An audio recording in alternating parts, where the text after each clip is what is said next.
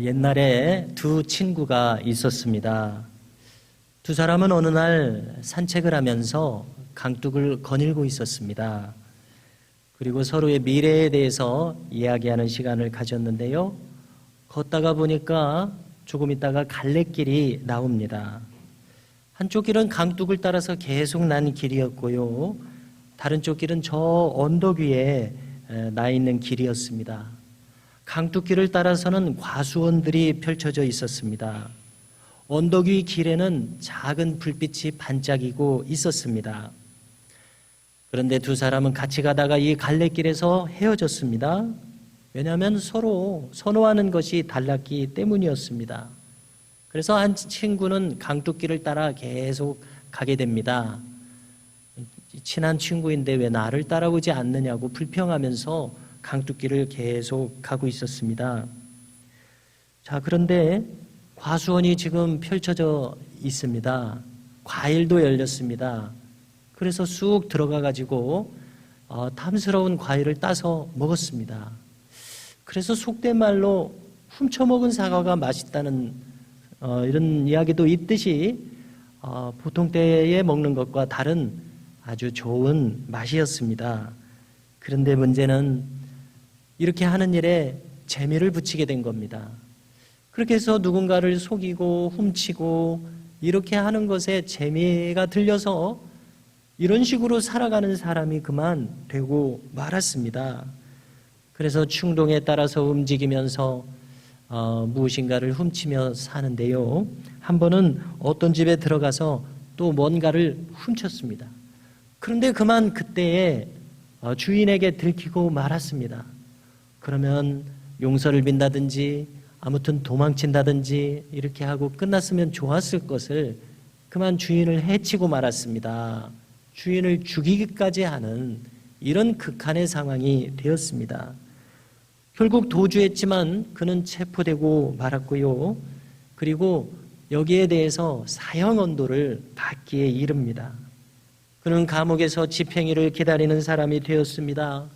그리고 어느 날 감옥에 들어온 신문을 보게 되었습니다. 쭉 보는데 사진이 있습니다. 그런데 낯이 많이 익은 사진이었습니다. 깜짝 놀랐습니다. 왜냐하면 그 인물은 아주 오래전에 강둑길에서 헤어졌었던 자기의 그 친구의 얼굴이 거기 나와 있었기 때문입니다. 사정은 이렇습니다. 그날 언덕 윗길을 택한 그 또 다른 친구는 그 불빛에 이끌려 갔는데 거기는 작은 예배당이었습니다. 그 예배당 안으로 들어갔습니다. 그리고 놀랍게도 거기에서 은혜를 받았습니다. 예수님을 깊이 영접하는 일이 있게 되었습니다. 이후로 그는 인생에 대한 태도가 달라졌습니다. 아주 소망으로 넘치고 활기 있는 그러한 인생으로 펼쳐졌습니다. 그래서 그런지 공부를 열심히 해서 교수님이 되었습니다. 총장님까지 되었습니다. 이렇게 하다가 하원의원이 되었습니다. 상원의원까지 되었습니다. 그리고 오늘 이 신문의 사진은 그가 대통령으로 취임하는 취임식의 사진이었던 겁니다. 얼마나 놀라운 일입니까? 바로 이 인물이 미국의 20대 대통령이었던 제임스 아브라함 가필드라는 대통령의 이야기였습니다. 이 이야기를 통해서 무엇을 선택하고 어떤 마음으로 살아가느냐, 이것이 참으로 중요하구나, 이걸 다시 한번 깨닫습니다. 그야말로 한 사람의 미래를 결정하는 것은 무엇입니까? 그 사람의 마음가짐입니다. 그래서 좋은 마음을 가지고 늘 선의를 쫓아서 행해야 할 이유가 바로 여기에 있습니다. 얼마 전에 고속도로를 타고 다녀올 일이 있었는데요. 자, 우리가 고속도로 쭉 서울 방향으로 올라가다 보면 대전 방향이 있고 논산 방향이 있지 않습니까? 그런데 제가 벌써 최근에 2번이나 대전 방향으로 가야 제가 원하는 곳을 갈 텐데 어려서부터 서울에 익숙했는지 나도 모르게 그 갈래길에서 서울로 막 가는 거예요.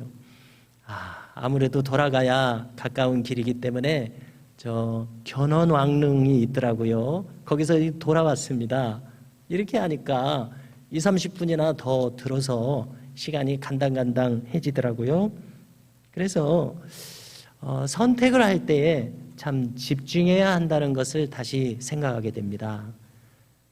무의식적으로 하다 보면은 그릇된 선택을 하기가 쉽습니다.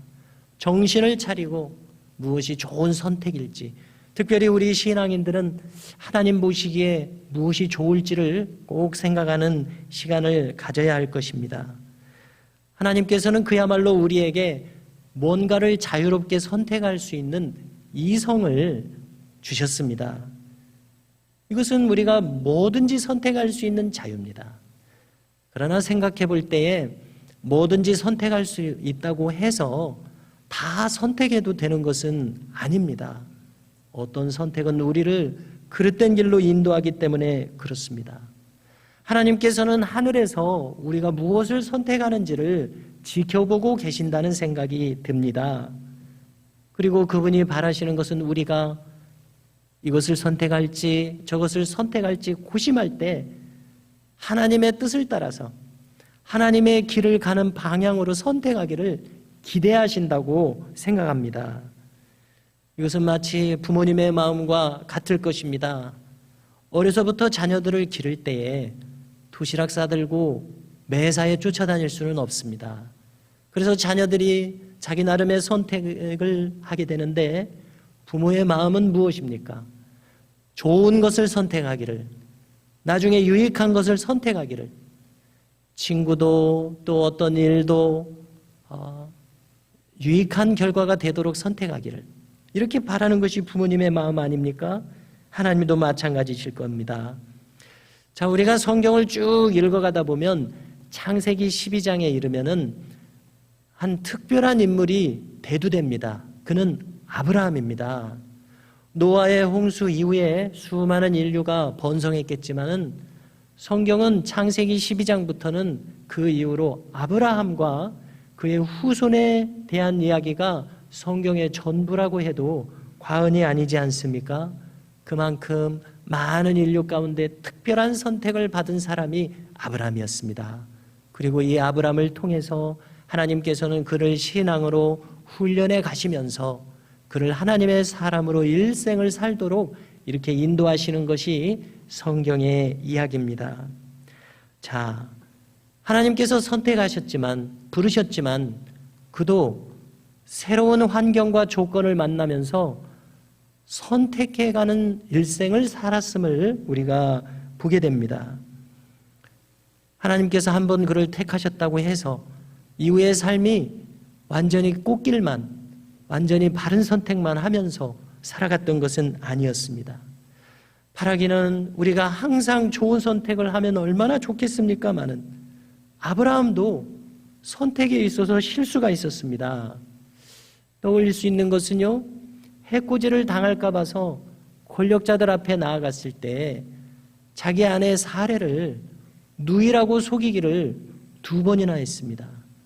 정정당당하게 매사에 임해야 옳겠습니다마는 여기 이 비겁한 선택이 있었습니다. 또 75세에 자식을 낳게 될 것이다. 하나님의 천사가 약속해 주었습니다. 그래서 저 하늘의 별처럼 저 바다의 모래처럼 많은 후손을 주고 또 이 땅을 기업으로 줄 것이다. 분명한 약속이 있었습니다. 그러면 이 자식을 기다려야 할 텐데요. 한 10년쯤 기다리다가 더 기다리지 못했습니다. 사라를 통해서가 아니라 후처인 하가를 통해서 이스마엘이라고 하는 아들을 낳게 되었는데요. 그러나 하나님은 아니셨습니다. 아니다. 너와 사라 사이에 낳는 자식이 너의 후사가 될 것이니라. 다시 고쳐서 말씀해 주셨습니다. 큰 시행착오였습니다. 신앙인이라고 해서 시행착오가 없는 것이 아닙니다. 그리고 이 시행착오가 참 또 소중한 것은 이 그릇된 선택을 통해서 신앙의 훈련이 됩니다. 바른 신앙의 선택의 길이 무엇인지를 배우게 된다는 것입니다. 그러므로 신앙인도 그 바른 신앙으로 세워지기 위해서는 일생에 걸치는 이 신앙생활의 과정이 있다는 것입니다. 그러므로 우리 모두도 조급하게 마음을 가질 것이 아니라 일생을 통해서 혹 내가 그동안 그릇된 선택을 했다 할지라도 거기서 멈춰서는 안 될 것입니다. 하나님은 우리를 아브라함처럼 일생에 걸쳐서 교제하시며 아름다운 신앙의 사람으로 세우시기를 원한다고 믿습니다. 자, 이런 과정 가운데 애굽으로 기근 때문에 피난을 갔던 아브라함과 가족들 롯의 일행이 다시 네겝으로 올라왔습니다. 네겝은 넓은 사막 지역이죠. 그리고 거기에서 다시 가나안 땅으로 올라왔습니다. 그래가지고 베델과 아이 사이의 땅이라고 지금 지목된 곳에 거주하게 되었습니다. 여기서 이제 아브라함은 가축과 은과 금이 풍성한 그러한 큰 가족을 이루었습니다. 그야말로 자수성가라고 할 수 있는 이러한 성취가 있었습니다. 마찬가지로 롯도 많은 가축과 재산을 가지고 있었다고 오늘 말씀에서 기록해 줍니다. 자, 그런데 이러다 보니까 문제가 생겼습니다. 그들의 소유가 둘 다 많아지자 여기 아브라함의 목자들이 있습니다. 여기 롯의 목자들이 있습니다. 같은 지역에서 살다 보니까 이 충돌이 잦아지게 되었습니다. 그래서 두 목자들 사이에서 다툼이 일어났습니다. 누군가 무엇인가를 차지하기 위한 다툼이었습니다. 참, 아브라함과 롯이 삼촌과 조카 사이로서 이 두 인물들 사이에 무슨 다툼이 있을 수가 있겠습니까? 목자들 사이의 다툼이었죠. 이렇게 해서는 안 되는데 아브라함이 결단을 내렸습니다. 롯에게 말했을 것입니다. 롯아, 너와 나 사이에 이런 다툼이 있어서는 안 될 것 아니냐. 원치 않는 다툼이 자꾸 생기는구나. 좁은 땅이어서 피할 수 없는 것 같다. 그러므로 이제 너와 내가 분가해서 따로 살아야 할 시점이라고 생각한다. 그러면서 아브라함이 제안했습니다. 유명한 오늘 말씀 9절 말씀을 다시 한번 읽어드리겠습니다. 아브라함이 이야기합니다. 내 앞에 온 땅에 있지 아니하냐. 나를 떠나가라. 네가 좌하면 나는 우하고 네가 우하면 나는 좌하리라. 참 아주 중요한 말씀입니다. 네가 좌하면 나는 우하고 네가 우하면 나는 좌하리라. 무슨 말입니까? 선택의 우선권을 이 조카 롯에게 먼저 주고 있는 아브라함의 말이었습니다. 참 이 중요한 말씀이 우리에게 가르쳐주는 교훈들이 있습니다. 오늘 이 교훈들을 함께 살펴보려는데요. 한번 생각해 보십시오. 여기에서 아브라함은 무엇을 기준을 가지고 선택하고 있습니까? 첫 번째로 생각할 수 있는 것은 아브라함은 지금 화평한 길을 선택하고 있습니다. 지금 이 상황에서 어떤 것보다 중요한 것은 화평이다. 이렇게 생각했던 겁니다. 그래서 바로 앞절을 보면 나나 너나 내 목자나 네 목자나 서로 다투게 하지 말자. 다툼이 있는 곳에는 화평이 깨어지기 쉽습니다. 누군가 불만족스러운 결과를 얻게 되어 불평하기 쉬운 것입니다. 그래서 무엇인가 누가 얻으면 반대로 상대편은 잃을 수밖에 없습니다. 그래서 누군가를 희생시키고 뭔가를 얻는 데에 있어서 여기에 무슨 보람이 있겠습니까? 여기에 무슨 의미가 있겠습니까? 재물을 얻었습니다. 근데 화평을 잃었습니다. 명예를 얻었습니다. 뭔가를 얻었습니다. 그런데 화평을 잃었습니다. 사람을 잃었습니다. 이것이 우리에게 무슨 이유가 있겠습니까? 무슨 의미가 있겠습니까? 이런 것을 개의치 않는 물질 추구형 인간들이 우리 주변에 많이 있습니다마는 바로 눈앞의 이익만을 쫓는 것 아니겠습니까? 먼 훗날을, 많은 시간 후를, 일생의 결과를 생각하지 못하는 그런 어리석은 선택이라고 우리는 말하지 않을 수 없습니다. 아브라함은 화평을 우선적으로 지금 택하고 있었습니다. 주님도 팔복에서 늘 말씀해 주십니다. 화평케 하는 자는 복이 있나니 저희가 하나님의 자녀라 일컬음을 받을 것이며 이렇게 말씀하시지 않습니까? 깨뜨리는 결과, 불화하는 결과, 반목하는 결과, 이것을 선택하는 것은 어리석은 선택입니다. 아브라함이 택한 화평이 얼마나 귀중한 가치인가 우리는 알아야 할 것입니다. 자, 두 번째로 아브라함이 지금 양보하는 이 장면을 한번 생각해 보십시오. 그는 양보를 선택했습니다. 네가 좌하면 나는 우하리라. 네가 먼저 선택해라. 우선권을 주었습니다. 참 이게 얼마나 넉넉한 마음입니까? 뭔가를 가지겠다고 앞다투어 달려드는 마음이 아니라 한 발짝 뒤로 물러서서 너그러이 생각하는 이 넉넉한 마음, 참으로 멋진 마음입니다. 여유로운 마음입니다. 인간은 순간적으로 옹졸해지기 쉽습니다. 왜냐하면 누구나 가진 자기 중심성 때문입니다. 나의 유익을 먼저 구하는 것이 보통의 사람의 마음 아닙니까? 그러나 아브라함은 자기의 유익을 먼저 생각하지 않는 이런 마음을 지금 나타내고 있습니다. 참 넉넉한 마음인데요. 나는 아무래도 좋다. 네가 좋은 것을 선택하고 내가 좀 덜한 것 선택해도 괜찮다. 이런 마음인데요. 참 이런 생각을 할 수 있는 것 자체가 큰 능력을 가진 사람이구나 느끼게 됩니다. 또 그 마음이 얼마나 안정감으로 가득한 마음이며 또 이것이야말로 진정한 자신감이 아닐까 이렇게 생각합니다. 조금 더 깊이 생각해 본다면 이것은 지금 큰 신앙을 가진 마음이 아닐 수 없습니다. 왜냐하면 어떤 것을 택해도 괜찮다. 좀 덜한 것을 택해도 괜찮다. 왜냐하면 하나님이 거기에 함께 하시면 어떤 것도 괜찮은 것이기 때문이다. 이러한 마음을 가지고 있다고 생각합니다. 중국 내지 선교회를 세우고 중국 내륙 깊은 곳까지 선교했던 의료인이기도 한 허드슨 테일러라고 하는 선교사가 있지 않습니까? 이분의 일합니다. 비슷한 것을 경험한 것 같습니다. 한 번은 중국 내지 선교회의 선교사들 사이에서 회의를 했습니다. 회의 중에 갈등이 생겼습니다. 그 갈등의 요소는 누가 더 중심된 지역에서 사역할 것인지 서로 눈치를 보면서 중심적인 곳을 가고자 희망했기 때문입니다.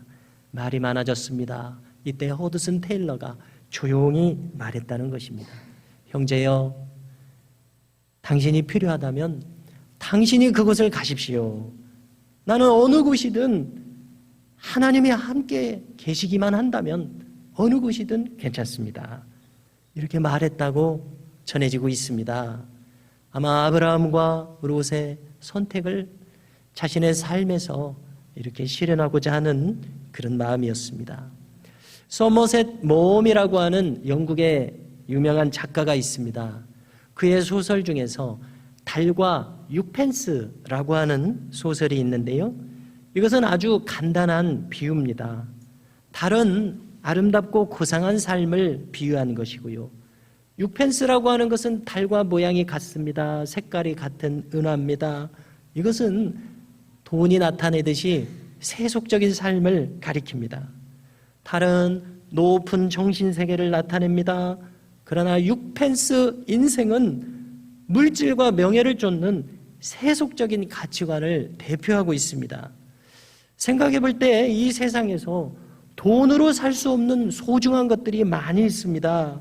예를 든다면 사랑하는 마음, 생명, 시간, 소망, 우정, 친구, 이외에도 많이 있겠습니다마는 돈으로 그 가치를 환산할 수 없는 소중한 이 정신적인 높은 덕들이 있습니다. 그러나 세상에서 가장 불행한 사람은 어떤 사람입니까? 아마 우리 주변에서 많이 볼 수 있을 텐데요. 돈으로 뭐든지 해결할 수 있다는 이런 생각에 머무르는 그러한 사람, 가장 불행하다고 생각합니다. 자, 세 번째로 우리가 빠뜨리지 않고 생각할 것은 아브라함의 선택은 아무리 생각해도 신앙적인 선택이었다는 것입니다. 이것은 그야말로 세상적인 기준을 초월한 선택이었습니다. 왜냐하면 가난하건 부하건 이것이 문제가 되지 않습니다. 보통의 생각에서는 부해야지 가난해서는 문제가 많은 것 아닙니까? 그러나 놀랍게도 이것을 초월해서 가난하고 부하고 이건 문제가 아니다. 이 마음에 도달한 겁니다. 우하건 좌하건 이거 중요한 것 아니다. 분명히 오른쪽이 더 좋습니다. 풍요롭습니다. 누가 봐도 이건 좋은 겁니다. 그러나 이게 문제가 되지 않는 이러한 차원입니다. 환경과 조건이 근본적인 관건이 아닌 태도입니다. 하나님이 함께 하신다면 저 야곱이 유랑하면서 돌베개를 베고 자는 이 노상에 유숙하는 곳도 푹신한 침대로 달라지는 것입니다. 그러나 하나님께서 함께 하시지 않는 선택은 아무리 조건이 일반적으로 좋아 보일지라도 그것은 허무한 결과로 이어질 수 있다는 것입니다. 한자말에도 사상 누각이라는 말이 있지 않습니까? 모래 위에 짓는 집입니다. 주님도 산상수훈 결론에서 말씀하십니다. 모래 위에 짓는 집, 반석 위나 탄탄한 토양 위에 지어야 하지 않겠습니까? 흩어져 버리는 모래 위에 짓는 집, 주님 말씀하십니다. 무너져 그 무너짐이 심하리라. 사상 누각 위에 짓는 어리석은 모습입니다. 성도 여러분, 우리의 선택도 이 아브라함과 같이 신앙을 기초로 해서 선택할 수 있는 그러한 마음이 있기를 바랍니다. 세상적인 조건이 누가 중요하지 않다 하겠습니까? 중요합니다마는 거기서 그치지 않고 우리는 한 걸음 더 들어가서 어떤 것이 신앙적인 선택일지를 생각하는 시간을 꼭 가져야 되겠습니다. 누구에게 엄청나게 커 보이는 것도 신앙인의 눈에는 그것이 그를 압도하는 조건이어서는 안 될 때가 있다는 이야기입니다. 아브라함의 선택에 있어서 그가 양보하는 모습을 보면은 우리는 선뜻 아브라함이 오래 신앙생활을 하다 보니까 아주 덕망이 높은 사람이 되었구나 이런 생각을 가지게 되는데요. 그러나 조금 더 깊이 생각해 본다면 이것은 그저 덕망이 높아서가 아니었습니다. 이것은 분명 하나님을 생각하고 나니까 그 다음에 선택했던 그러한 결단이라고 여겨집니다. 왜냐하면 어떤 것이 되었든 하나님이 함께 하실 때에야 그것이 좋은 것이다. 이렇게 생각하고 있습니다. 하나님이 함께 하시기만 한다면 누구는 다 좋지 않다고 말할지라도 그것은 나에게 정말 좋은 것이다. 왜입니까? 하나님이 주신 것이기에, 하나님이 함께 하시기에 여기 보통의 판단 기준으로 볼 수 없는 그것을 초월한 높은 가치의 판단 기준이 있었습니다. 그렇지만 이제 롯을 한번 생각해 봅니다. 롯의 선택에는 참 아쉬움이 느껴집니다. 먼저 자신이 지금 조카입니다. 나어린 조카이면 삼촌이 이렇게 말씀하셨다고 하더라도 제가 어떻게 먼저 선택하겠습니까? 삼촌이 먼저 선택하시면은 제가 하겠습니다 라고 말했으면 좋았을 텐데 롯이 그 좋은 것을 선택하려는 마음이 앞선 그런 조급한 마음이 있었을까요? 롯은 삼촌이 이렇게 제안한 것을 한 번도 사양하지 않고 흔쾌히 이것을 받아들여서 얼른 선택하는 이러한 모습이 있었습니다. 아쉬운 모습으로 여기 이렇게 나타나고 있는데요. 자, 그는 여전히 세속적인 기준에 의해서만 어떤 것을 선택하는 이런 기준을 가진 사람 같습니다. 그래서 자기 보기에 좋은 곳을 선택했습니다. 요단 쪽을 바라보니까 풍요로운 곳이었습니다. 그는 이곳을 딱 선택을 합니다. 그가 선택한 기준은 풍요로운 보이는 것 이 하나였습니다. 그리고 오늘 말씀 마지막을 보니까 그는 소돔 쪽을 향해서 점점 옮겨간 것으로 나타나고 있습니다. 그런데 보십시오. 오늘 말씀 13절을 보니까 소돔이라고 하는 곳이 어떤 곳입니까? 겉으로 번성하고 발전된 문화를 가진 것처럼 보였을는지 모릅니다마는 소돔 사람은 여호와 앞에 악하며 큰 죄인이었다. 이렇게 기록합니다. 그래서 우리는 성경을 읽다가 인간의 죄가 관영하기에 노아의 홍수 심판을 피할 수가 없었고, 그 다음으로 하나님께서 심판을 피할 수 없는 곳은 바로 이 소돔과 고모라로 나타나지 않습니까? 그처럼 하나님 보시기에 악한 지역, 의인 10사람이 없어서 멸망할 수밖에 없었던 바로 그 세속적인 문화, 어쩐지 롯은 이러한 세속적인 가치관으로 점점 동화되어 가고 있었던 것으로 보입니다.